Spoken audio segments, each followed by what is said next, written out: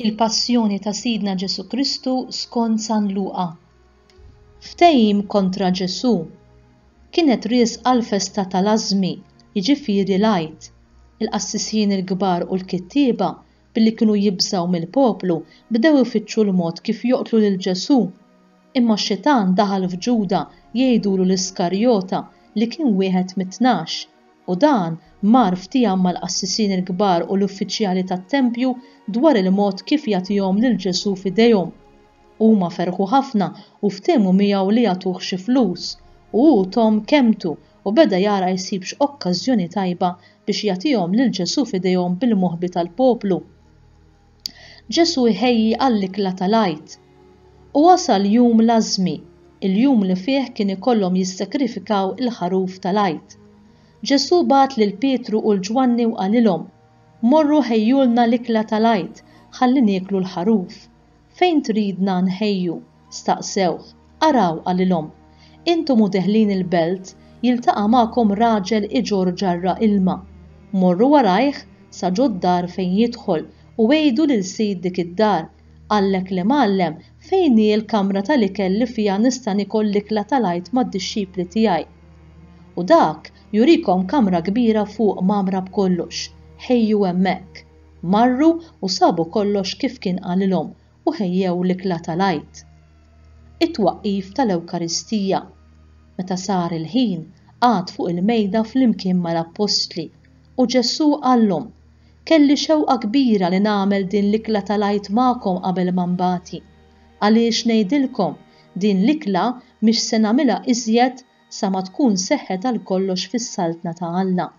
U qabad kalċi, ratt il-ħajr u qal: Ħudu dan il-kalċi u aqsmuh bejnietkom għaliex ngħidilkom minn issa l quddiem ma nixrobx iżjed mill-frott tad-dilja sa ma tiġi s-saltna ta' Alla. Imbagħad ħal-ħobs, ratt il-ħajr, qasmu, newwilulhom u qal: Dan hu ġismi li jingħata għalikom, għamlu dan b'tifkira tiegħi. Hekk ukoll wara l-ikla ħal kalċi u qal: Dan il-kalċi huwa l-patt il-ġdid b'demmi, id-demm li jixxerret għalikom. Imma araw, id dak li se titradini qiegħda miegħi fuq il-mejda, għax tassew li bin il-bniedem imur kif hemm maqtuh, imma ħażina lih dak il-bniedem li jitradih. Huma għalhekk bdew jistaqsu lil xulxin min minnhom kien se jagħmel dan. Minu l-akbar fis-saltna ta' Alla. Inqalet ukoll kwistjoni bejniethom dwar min minnhom kellu jinżamm bħala l-akbar wieħed. Imma hu qalilhom: Fost il-pagani is-slaten jaħkmu fuq in-nies u dawk li jħadmu s-seta fuqhom isejħulhom benefatturi. Imma mhux hekk, imma l-akbar fostkom għandu jġib ruħu tal-iżgħar wieħed u min hu fuq l-oħrajn iġib ruħu ta' għaddej. Għax minu l-akbar dak li jkun fuq il-mejda jew dak li jkun qiegħed jaqdi. Mhux dak li jkun fuq il-mejda, imma qiegħed fostkom nagħmilha ta' għaddej. Intom imbagħad, intom dawk li żammejtu sħiħ miegħi fit-tiġrib kollu li ġie fuqi u bħalma missieri ħejja saltna għalija, hekk ukoll jiena nħejji għalikom biex tieklu u tixorbu fuq il-mejda miegħi f'saltnati u toqgħodu fuq tronijiet biex tagħmlu ħaqq mit-12 il-tribut ta' Iżrael. It-taħbira taċ-ċaħda ta' Pietru. Xmun, xmun, ara, ix-Xitan riedkom f'idejh biex jgħaddikom mill-arbil bħal qamħ, imma jien tlabt għalik biex il-fidi tiegħek ma tiġix nieqsa. Inti mbagħad meta terġa' lura għas-sewwa wettaq lil ħutek.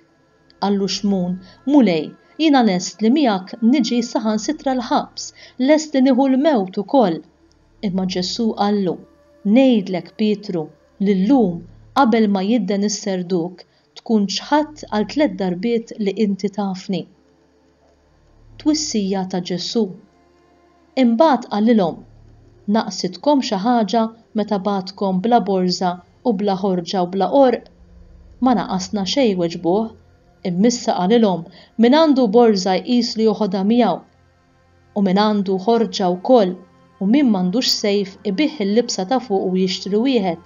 Għaliex ngħidilkom jeħtieġ li jseħħ fija dak li hemm miktub, jiġifieri li kien magħdud mal-ħżiena. ta' bilħaq dak li hemm miktub fuqi seħ. Mulej qalulu, ara hawn żewġ tisjuf hawnhekk, biżżejjed għalilhom. Ġesu jitloq fuq l-għolja taż-żebbuġ. Imbagħad ħareġ u mar bħas-soltu fuq l-għolja taż-żebbuġ u d-dixxipli wkoll marru miegħu. Kif wasal hemmhekk qalilhom itolbu li ma tidħlux fit-tiġrib. Imbagħad biet minnhom daqs tefa ta' ġebla u nxteħet arkubtejh jitlob u jgħid: Missier, jekk inti trid, warrab minni dan il-kalċi, iżda tkun magħmula r-rieda tiegħek u mhux tiegħi. Derlu anġlu mis-sema biex jagħmillu l-qalb, imma hu ħass dwejjaq tal-mewt fuqu u beda jitlob b'ħerqa akbar. L-għaraq sarlu bħal qtar tad-demm iċarċar sal-art. Imbagħad qam mit-talb, mar ħdejn id-dixxipli u sabhom reqdin minħabba s-swied ta' qalb. Kif qalilhom irqattu, qumu u jitolbu biex ma tidħlux fit-tiġrib. Ġesu ittradut u arrestat. Kif kien għadu jitkellem, waslet ġemma nies. Quddiem kien hemm dak li jismu Ġuda wieħed mit-tnax u dan resaq lejn Ġesu biex ibusu, imma Ġesu qallu: Bew sażil Ġuda biex titradih lil il-bniedem. Dawk ta' madwaru meta raw x'kien ġej qalulu: Mulej, tridx nagħtu bis-sejf. U wieħed minnhom ta' daqqa ta' sejf lil qaddej tal-qassis il-kbir u qatalu barra widintu l-leminija. Imma Ġesu qal: Iqfu, biżżejjed, u messlu widintu u fejqu. Imbagħad Ġesu qal lill-qassisin il-kbar, lill-uffiċjali tat-tempju u lix-xjuħ li ġew għalih: Qiskom ħriġtu għal xi ħalliel armati bis-sjuf u l-bsaten. Meta kont inkun magħkom kuljum fit-tempju u ma middejtux idejkom fuqi, imma din is-sija tagħkom u s-seta tad-dlamijiet. Pietru jiġħad lil Ġesu. Imbagħad qabdu lil Ġesu u ħaduh magħhom, daħluh fil-palazz tal-qassis il-kbir. Pietru baqa' miexi warajhom bil-bogħod. Meta mbagħad qabdu n-nar f'nofs il-bitħa u nxteħtu bil-qiegħda madwaru, Pietru mar qagħad bil-qiegħda f'nofshom. Imma kif kien hemm bil-qiegħda ma' ġenb in-nar ratu waħda għaddejja. Waħlet għajnejha fuq u qalet: Dan ukoll kien miegħu, iżda hu ċaħat u qalilha: Mara naqas biss nafu. Wara ftit raħ xi ħadd ieħor u qallu: Intu wkoll wieħed minnhom? Imma Pietru wieġbu: Le sieħeb minix. Għaddiet xi siegħa u reġa' kien hemm ieħor li beda jisħaq u jgħid: Iva tassew, dan ukoll kien miegħu għax dan ukoll mill-Galilija. Iżda Pietru qallu: Ma nafx intejt sieħeb. U minnu fih, kif kien għadu jitkellem, is-serduk idden u l-mulej dar u ħares lejn Pietru. U Pietru ftakar fil-kelma li l-mulej kien qallu: Illum qabel ma jidden is-serduk, inti tkun ġa ċħadtni 3 darbiet. U ħareġ il-barra jibki b'qalbu maqsuma. Ġesu imżeblaħ u msawwat. L-irġiel li kienu qegħdin iżommu lil Ġesu bdew jgħadduh biż-żufjett u jsawtuh u għattewlu wiċċu u bdew jistaqsuh u jgħidulu: Aqta' minn ta' ilek din id-daqqa, u għadu jgħajruh b'ħafna kliem ieħor. Ġesu quddiem is-Sinedriju. Meta sebaħ, iltaqet il-ġemgħa tax-xjugħ tal-poplu, il-qassisin il-kbar u l-kittiba, u ħadu lil Ġesu quddiem is-Sinedriju tagħhom u qalulu: Jekk inti l-Messija għajdilna. Iżda hu weġibhom: Jekk ngħidilkom ma temnux, jekk nistaqsikom ma tweġbux. Imma min issa l-quddiem bin il-bniedem ikun bil-qiegħda in-naħa tal-lemin ta' Alla li jista' kollox. U l-koll qalulu: Inti mela li bent Alla? Intom stess qegħdin tajduh qalilhom: Iva jien. Xi ħtieġa għandna iżjed ta' xhieda, qalu huma, għax smajniha aħna minn fommu stess. Ġesu quddiem Pilatu. Imbagħad qamet il-ġemgħa kollha u ħaduh għand Pilatu u bdew jakkużawh u jgħidu: Aħna sibna li dan il-bniedem qiegħed ixewwex lill-ġens tagħna li mhuwiex iħalli lil min iħallas it-taxxa lil Ċesri u li qiegħed jgħid li hu l-Messija Sultan. Pilatu staqsih u qallu: Inti s-Sultan tal-Lut? U hu wieġeb: Inti qiegħed tgħidu. Pilatu qal lill-qassisin il-kbar u lill-kotra tan-nies ebda ħtija ma nsib f'dan il-bniedem. Iżda huma baqgħu jinsistu u jgħidu qiegħed ixewwex lill-poplu u jgħallem fil-Ludija kollha, ibda mill-Galilija sa hawnhekk stess. Ġesu quddiem Erodi.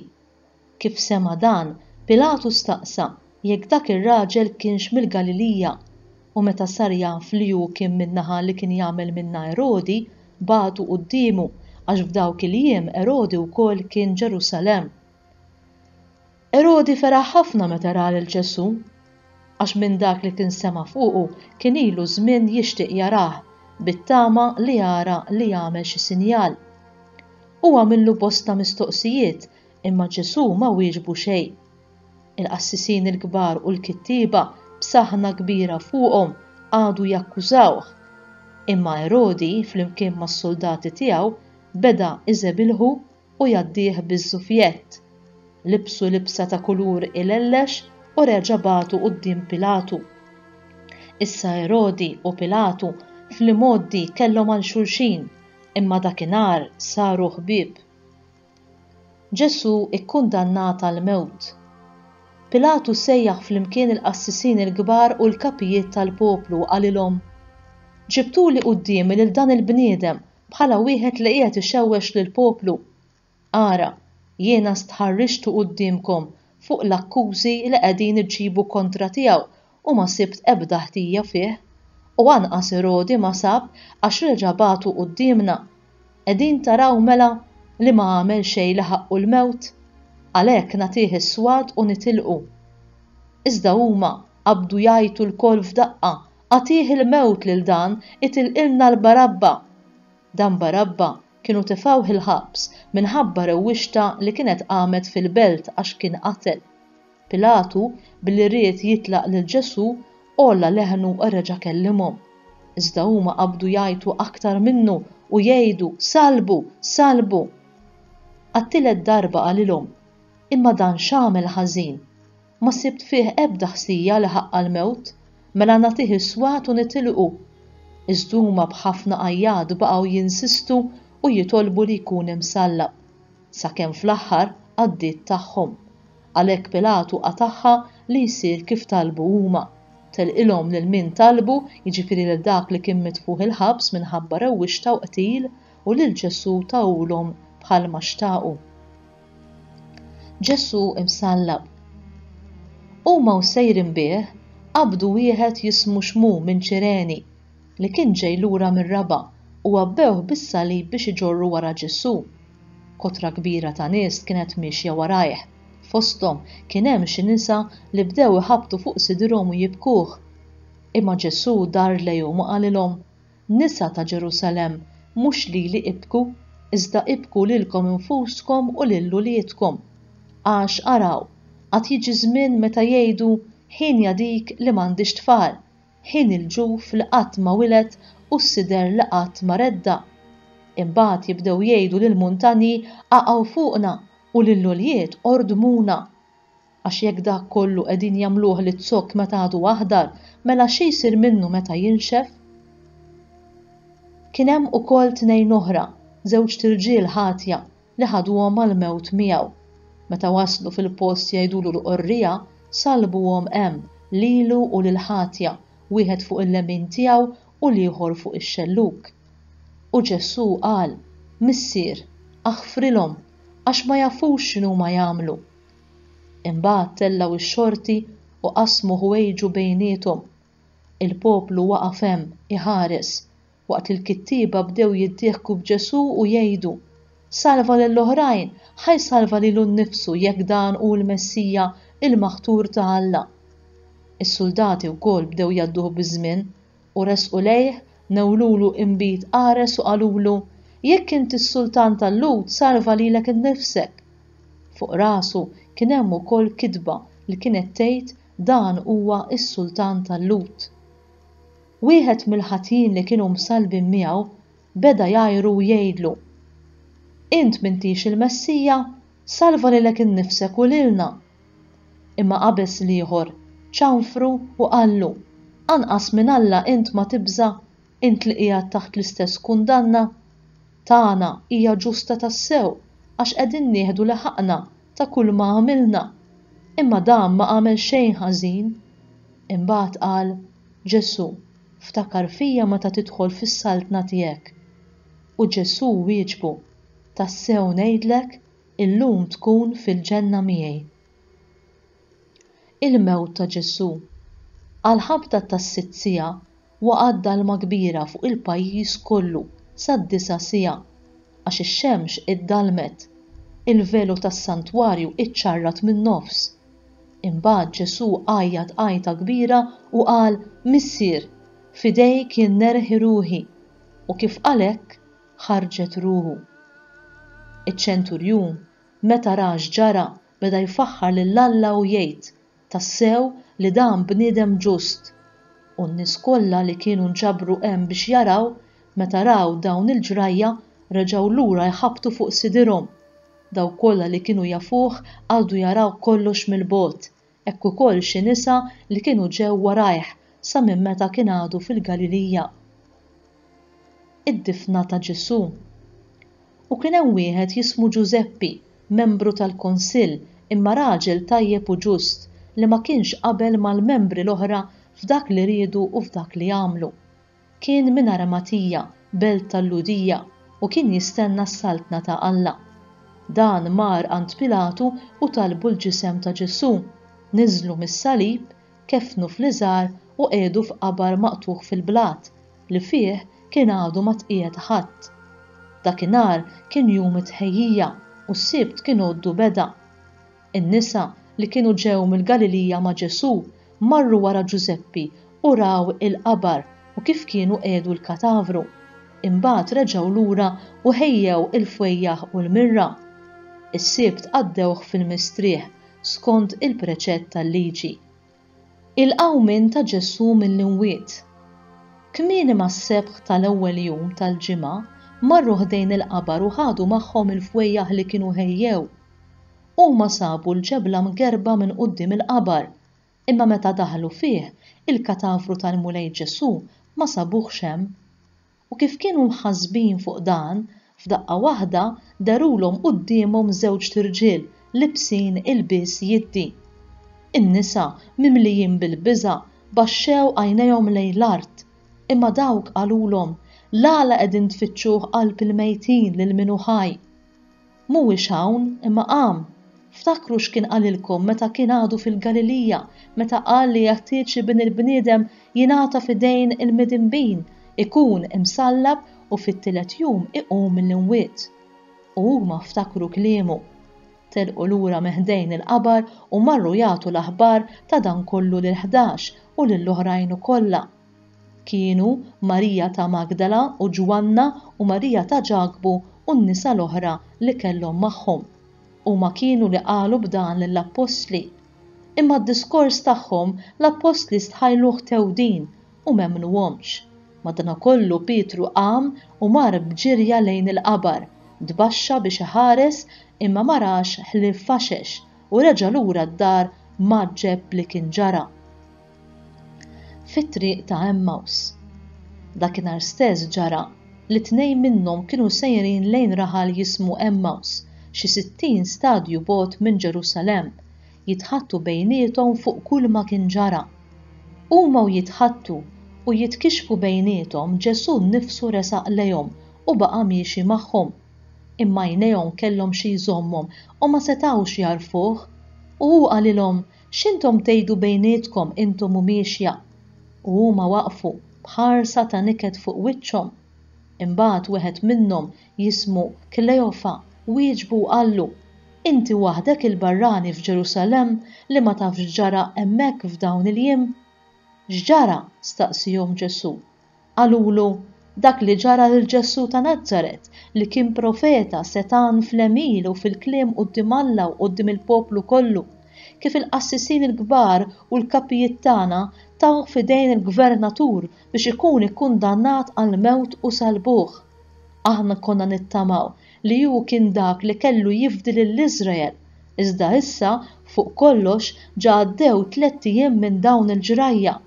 Issa wkoll xi ħud min-nisa tagħna ħasduna għax marru kmieni ħdejn il-qabar u l-katavru tiegħu ma sabuhx.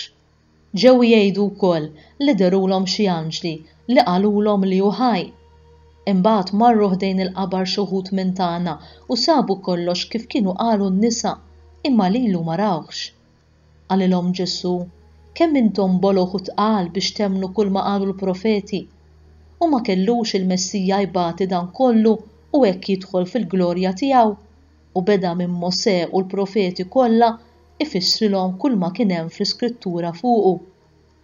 Meta qorbu lejn ir-raħal fejn kienu sejrin, hu għamel ta' birruħu li hu kien se jibqa' sejjer aktar il-bogħod. Iżda huma ġeluh jibqa' magħhom u qalulu ibqa' magħna għax issa sar ħafna ħin u l-jum ġa wasal biex jintemm. Imbagħad daħal biex joqgħod magħhom u waqt li kien fuq il-mejda magħhom qabad il-ħobż, qal il-barka, qasmu u tagħulhom. Imbagħad infetħulhom għajnejhom u għarfuh iżda hu qab minn qudiemhom. U wieħed lil ieħor bdew jgħidu ma kinitx imkebsa qalbna ġewwa fina u jkellimna fit-triq u jfissrilna l-Iskrittura. Dak il-ħin stess qamu u reġgħu lura Ġerusalemm. Hemm sabu l-11 u lil sħabhom miġbura flimkien u dawn qalulhom il-mulej qam tassew u der lil xmun u huma wkoll tarfulhom x'kien ġralhom fit-triq kif kienu qarfuh fil-qsim tal-ħobż. Ġesu jidher lid-dixxipli tiegħu. Kif kienu għadhom jitkellmu, Ġesu nnifsu waqaf nofshom u qalilhom is-sliem għalikom. Huma twerru bil-biża' għax ħasbu li qegħdin jaraw xi fantażma.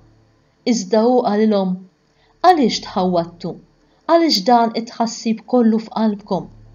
Araw idejja u riġlejja, jiena hu, missuni u ifhmuha li l-Ispirtu m'għandux laħam u għadam bħalma qegħdin taraw li għandi jien. Huwa u jgħidilhom dan u rihom idejh u riġlejh, iżda billi huma fil-ferħ tagħhom kienu għadhom ma jridux jemmnu u baqgħu mistaġba qalilhom għandkom xi ħaġa tal-ikel hawn? Huma resqulu qudiemu biċċa ħuta mixwija u hu ħada u kiela qudiemhom. Imbagħad qalilhom meta kont għadni magħkom qedtilkom dawn il-kelmiet jeħtieġ li jseħħ kull ma nkiteb fuqi fil-liġi ta' Mosè, fil-profeti u fis-salmi. Imbagħad fetħilhom moħħhom biex jifhmu l-Iskrittura u qalilhom hekk kien miktub li l-Messija jbati u fit-tielet jum iqum mill-imwiet u li l-indiema għal maħfra tad-dubiet tixxandar f'ismu lill-ġnus kollha ibda minn Ġerusalemm. Intom xhud ta' dan u jiena araw nibgħat fuqkom lil dak li wiegħed missieri imma intom ibqgħu fil-belt sa ma Alla jkun libbiskom bil-qawwa tiegħu. It-tluħ ta' Ġesu fis-sema. Imbagħad ħadhom sa ħdejn Betanja u refa' jdejh u berikhom u ġara li huwa u jberikhom inferet minnhom u kien maħud fis-sema. Huma nxteħtu fl-art jagħtuh qima u mimlijin ferħ kbir reġgħu lura lejn Ġerusalemm u qagħdu il-ħin kollu fit-tempju ibirku lil Alla.